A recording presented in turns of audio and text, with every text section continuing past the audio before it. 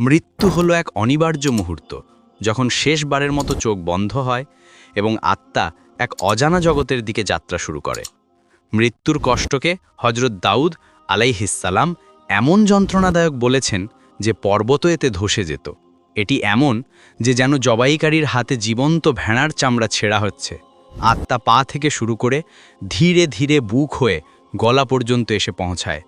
শয়তানের প্রলোভন, আত্মা দেহ থেকে বেরিয়ে আসার সংগ্রামের মুহূর্তে শয়তান এক গ্লাস পানি নিয়ে এসে অসহনীয় তৃষ্ণায় কষ্ট দিতে দিতে ঈমান ত্যাগের প্রলোভন দেখায়। সত্যিকারের ঈমানদার ব্যক্তিরা সেই মুহূর্তে লা ইলাহা ইল্লাল্লাহ উচ্চারণ করতে সক্ষম হন। মুমিনের আত্মা দেহ থেকে এমন সহজ বেরিয়ে আসে যেমন কোনো কলস থেকে পানি গড়িয়ে পড়ে। ফেরেশতারা উজ্জ্বল মুখে এসে বলেন, ওহে পবিত্র আত্মা, বেরিয়ে এসো আপনার প্রভুর রহমতের দিকে। কাফেরের আত্মা টেনে ছেড়ে বের করা হয়, যেমন কাঁটাযুক্ত ডাল ভেজা উলের ভেতর থেকে টেনে আনা হচ্ছে। ফেরেশতারা উচ্চ স্বরে বলেন, ওহে অপবিত্র আত্মা, বেরিয়ে এসো জাহান্নামের শাস্তির জন্য। এটি থেকে এমন দুর্গন্ধ বের হয় যা সবচেয়ে পচা মৃতদেহের চেয়েও ভয়ঙ্কর।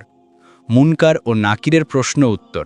জানাজার পর দেহকে কবরে নামানোর পর সবাই চলে গেলে কবর সংকীর্ণ হয়ে ওঠে।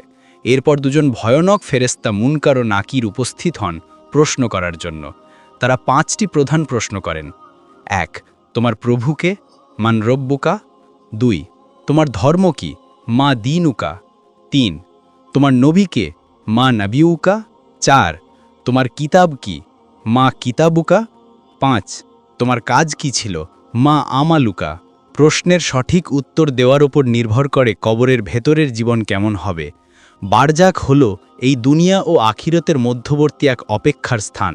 মৃতেরা জীবিতদের সব শব্দ শুনতে পায়, এমনকি যারা কবর থেকে সরে যাচ্ছে তাদের পায়ের আওয়াজ পর্যন্ত। আত্মার সাক্ষাৎ। মুমিন আত্মাগুলো বারজাকের জগতে একে অপরের সঙ্গে সাক্ষাৎ করে, কথা বলে এবং নতুন আত্মাকে অভ্যর্থনা জানায়।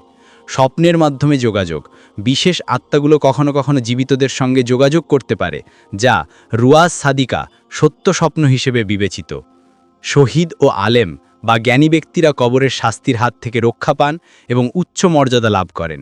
মৃতের জন্য করণীয়। মৃত্যুর পরেও যে আমলগুলো মৃতের উপকার করে তা হল সদাকায়ে জারিয়া, চলমান দান, উপকারী জ্ঞান যা অন্যরা অনুসরণ করে, ধার্মিক সন্তানের দোয়া যে তার জন্য দোয়া করে।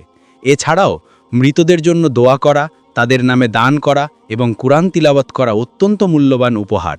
বিশেষ করে সূরা আল মুলক পাঠ কবরের শাস্তি থেকে রক্ষা করে।